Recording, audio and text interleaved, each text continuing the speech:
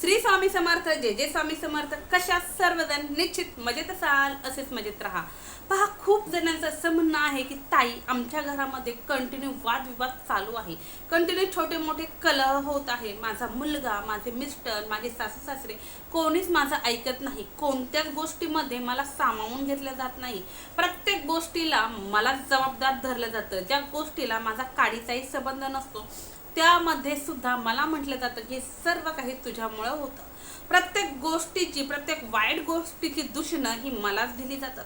परंतु जे काही चांगलं होतं त्या गोष्टीत माझा इंटरफेअर जरी असेल तरीही मला म्हटलं जात नाही की बाबा रे तुझ्यामुळं चांगलं झालं.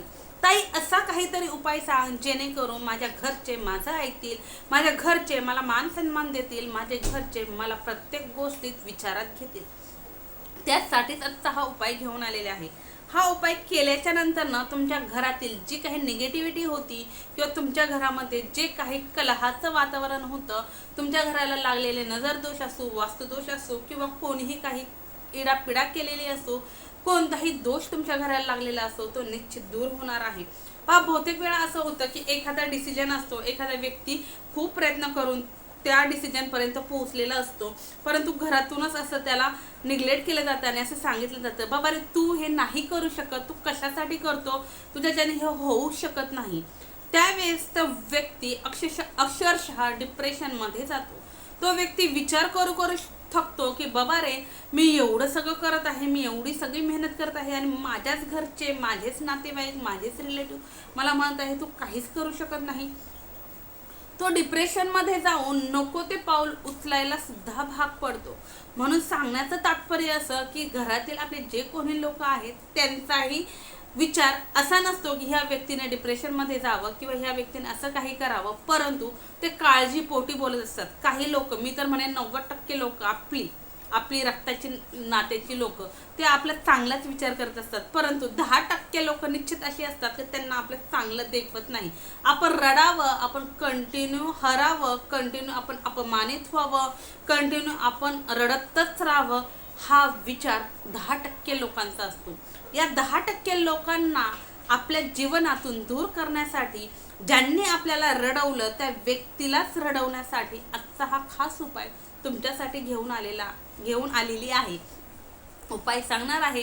तत्पूर्वी जे कोणी आपल्या चॅनलवरती नवीन असाल, अजून आपल्या चॅनलला सबस्क्राईब केलं नसेल तर आपल्या चॅनलला सबस्क्राईब करा, बेल आयकॉन ऑन करा, जेणेकरून असे छान छान व्हिडिओ तुमच्यापर्यंत येतील आणि तुमच्या जीवनाचे सोनं झाल्याशिवाय राहणार नाही. व्हिडिओ स्किप न करता शेवटपर्यंत पहा, म्हणजे निश्चितच संपूर्ण माहिती तुमच्यापर्यंत पोहोचेल. आता ताई, उपाय कधी करायचा? तर हा जो उपाय आहे, हा उपाय तुम्हाला अमावस्या, पौर्णिमा किंवा गुरुवार आणि रविवारी जरी केला तरीही चालेल, तेव्हा हा उपाय करायचा आहे. उपाय दिवसभरामध्ये कधी जरी केला तरीही चालेल. उपायासाठी साहित्य काय लागणार आहे? यासाठी तुम्हाला लागणार आहे एक नारळ, ज्याला आपण कलश म्हणतो, नारळ म्हणतो. जो शेंडीचा जो नारळ असतो, जो आपण मंदिरामध्ये आमच्याकडे फोडण्यासाठी म्हणतात, काही ठिकाणी वाढवण्यासाठी म्हणतात, काही ठिकाणी चढवण्यासाठी म्हणतात. तर तो जो नारळ आहे तो नारळ घ्यायचा, तो आपण कलशावरती ठेवतो. असा पाण्याने भरलेला व्यवस्थित असा नारळ घ्यायचा. हिरवा जो आपण शहाळ्याचा नारळ म्हणतो तो नारळ नाही. तर आपण जो मंदिरामध्ये वाढवण्यासाठी नारळ घेतो किंवा फोडण्यासाठी नारळ घेतो, तो नारळ तुम्हाला घ्यायचा आहे. त्या नारळाला शेंडी असावी असा नारळ घ्यायचा, भरपूर पाणी असलेला नारळ. त्यानंतर ना काळ्या रंगाचा एक धागा, काळ्याच रंगाचा धागा घ्यायचा. पहा, काळ्या रंगाचा जो आपण याला वापरतो, काय म्हणतात, मशीनला वापरतो, तो जरी घेतला तरी चालेल. किंवा तुम्हाला सुती जर धागा जर भेटला, पूजेच्या साहित्याच्या दुकानात सहज भेटतो, तर तेथून तुम्हाला काळ्या रंगाचा सुती धागा आणायचा. किती आणायचा? तर 1-1.5 मीटरचा घेऊन या, भरपूर लागणार आहे, तो घेऊन यायचा. हे दोनच साहित्य तुम्हाला इथे लागणार आहे. आता काय करायचं? तर ज्या दिवशी अमावस्या आहे, पौर्णिमा आहे किंवा गुरुवार आहे किंवा तुम्ही रविवारी उपाय करताय, तर त्या दिवशी तुम्हाला सायंकाळच्या वेळी उपाय करायचा आहे. दिवस मावळ्याच्या नंतर, सूर्यास्त झाल्याच्या नंतरनं 5:30च्या नंतर तुम्हाला काय करायचं? हा नारळ घ्यायचा. हा जो नारळ आहे, हा नारळ तुम्हाला तुमच्या देवघराच्या समोर बसायचं. त्यावेळेस तुम्हाला पिरियड, सुतक विटाळ नसावं एवढी काळजी घ्या. स्वच्छ हातपाय वगैरे धुवायचे, नारळही स्वच्छ धुवून घ्यायचा, एक बसायला आसन घ्यायचं, धूप दीप अगरबत्ती लावून घ्यायची. त्यानंतर हा नारळ धुतलेला व्यवस्थित कोरडा करून घ्यायचा आणि या नारळाला तुम्हाला काय करायचं आहे? या नारळाला तुम्हाला जो काळ्या रंगाचा धागा सांगितला, हा काळ्या रंगाचा धागा बांधायचा. आता कशा प्रकारे बांधायचा, तर नारळाची ही जी शेंडी आहे ही वरती करायची आणि बरोबर असा गुंडाळायचा आहे. किती वेळेस? 7 वेळेस तुम्हाला हा धागा नारळाला गुंडाळायचा आहे. 7 वेळेस. 7 वेळा कंप्लीट झाल्या की त्यानंतर त्या धाग्याची तुम्हाला गाठी द्यायच्या आहेत. किती द्यायच्या? 7च गाठी द्यायच्या आहेत. आता हे गाठी देऊन झाल्या की हा नारळ तुम्हाला तिथनं घ्यायचा आणि तिथून घेऊन तुम्हाला तुमच्या मुख्य दरवाजाच्या बाहेरच्या बाजूने उभं राहायचं. मुख्य दरवाजा ओपन करायचा, घराच्या दरवाजे खिडक्या सर्व ओपन करायचं, मुख्य दरवाजाच्या बाहेर जायचं. मुख्य दरवाजाच्या बाहेर गेलात की मुख्य दरवाजाच्या वरपासून खालपर्यंत उभाच नारळ धरायचा, आडवा वगैरे इकडं तिकडं करायचं नाही. शेंडीवर असा हातात पकडायचा आणि उभाच नारळ तुम्हाला वरपासून तर खालपर्यंत म्हणजे जो उंबरा आहे, ज्याला तुम्ही उंबरटाले पण केलेला आहे, तिथपर्यंत वरच्या दरवाजाच्या वरच्या टोकापासून वरची जी चौकट आहे, वरच्या चौकटीपासून ते उंबऱ्यापर्यंत 7 वेळेस तुम्हाला तो नारळ उतरवून घ्यायचा आहे. अशा प्रकारे ओवाळायचा नाही, फक्त उतरवून घ्यायचा. उतरवून घेत असताना फक्त एकच गोष्ट म्हणायची की माझा शत्रू कायमचा संपत आहे. सर्व शत्रू नाशाय स्वाहा, सर्व शत्रू नाशाय स्वाहा, सर्व शत्रू नाशाय स्वाहा, सर्व शत्रू नाशाय स्वाहा. फक्त आणि फक्त 7 वेळेस तुम्हाला या मंत्राचं पठण करायचं. 7 वेळेस या मंत्राचं पठण केलं की त्यानंतर तो नारळ अशाच प्रकारे उभाच धरून तुम्हाला तुमच्या घरापासून खूप लांबवर जायचं आहे. जिथे मोकळी जागा आहे, जिथे तुम्हाला कोणी टोकणार नाही, कोणी विचारणार नाही बाबा रे तू काय करत आहे, कशासाठी हे सगळं करत, अशा ठिकाणी जायचं. अशा ठिकाणी गेलात की दक्षिण दिशेला तोंड करून उभं राहायचं. दक्षिण दिशेला तोंड करून उभं राहून सरळ नारळ धरायचा. पुन्हा 7 वेळेस बोलायचं, सर्व शत्रू नाशाय स्वाहा, सर्व शत्रू नाशाय स्वाहा, सर्व शत्रू नाशाय स्वाहा. हे 7 वेळेस म्हणून झालं की स्वतःवरून तो नारळ तुमच्या डोक्यापासून पायापर्यंत 7 वेळेस उतरवून घ्यायचा. त्या नारळाला अशी अफर्मेशन द्यायची की माझा शत्रू कायमचा संपत आहे, माझा शत्रू माझ्यापासून खूप दूर जात आहे, असं पॉझिटिव्ह अफर्मेशन या नारळाला द्यायची. समजा शत्रूचं नाव माहिती असेल तर शत्रूचं नाव घ्या. समजा शत्रूचं नाव माहिती नसेल तर काही हरकत नाही, फक्त शत्रू शत्रू शत्रू शत्रू असं जरी म्हटलं तरी चालेल, किंवा त्या शत्रूचं नाव माहिती असेल, शत्रूचं नाव जरी घेतलं तरीही चालेल. या पद्धतीने तुम्हाला उतरवून घ्यायचा. एका वेळेस एकाच शत्रूसाठी उपाय करू शकता. उतरवून घेतलात की त्यानंतर तुम्हाला काय करायचं, एक मोठा दगड पाहायचा, त्या दगडावरती हा नारळ जोरात आपटायचा म्हणजे एकाच फटक्यामध्ये त्या नारळाचे 2 भाग झाले पाहिजेत, एवढं ध्यानात घ्या. नारळाचा धागा सोडायचा नाही, काहीच नाही. नारळ अशा पद्धतीने पकडायचा आणि जोरात आपटायचा, जेणेकरून त्याचे 2 पार्ट होतील. आता 2 भाग झाले की निश्चित त्याचा धागा सुटेल किंवा एका साईडला येईल, कसाही होईल, काही हरकत नाही. तर त्याचे 2 पार्ट तयार झालेले दोनही हातात घ्यायचे. हात अशा पद्धतीने क्रॉस करायचे आणि हात क्रॉस करून माझा शत्रू कायमचा संपलेला आहे, माझा शत्रू कायमचा माझ्यापासून दूर गेलेला आहे असं इमॅजिन करायचं.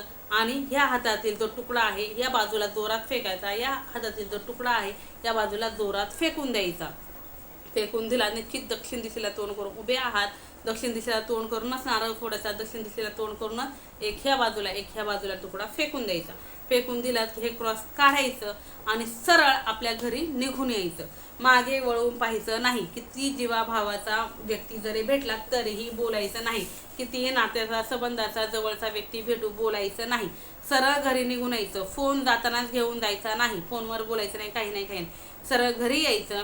घरी जाण्यापूर्वीच बाहेर पाणी ठेवायचं जगमध्ये, बकेटमध्ये, स्वच्छ हातपाय धुवायचे, बाहेर चूळ भरायची. त्यानंतर घरात यायचं, डायरेक्ट बाथरूममध्ये जायचं, स्वच्छ स्नान करायचं, स्वच्छ आंघोळ करायची आणि चूळ वगैरे भरायचं. त्यानंतर तुमची जी काही दैनंदिन कामं आहेत ती करायची. पहा, तुम्ही हा उपाय केल्याच्या नंतर अगदी काही तासांमध्येच तुम्हाला अशी अनुभूती येईल की तुमचा जो कोणता शत्रू होता हा शत्रू कायमचा तुमच्यापासून दूर गेलेला दिसेल. तो शत्रू इतका दूर गेलेला असेल की तुमच्या रस्त्यामध्ये तो कधीही येणार नाही. कधीही तो तुम्हाला इडा पिडा, काळी बाधा, जादू टोना काहीही करणार नाही. भलेही तो तुमचा शत्रू शेजारील असो, घरातील असो, दारातील असो, कामातील असो, उद्योगधंद्यातील असो, तुमचा कलिक असो, तुमचा बॉस असो, तुमचे नातेवाईक असो, तुमचा कोणीही असो, तो व्यक्ती नावालाही तुमच्या अध्यात्मध्यात येणार नाही.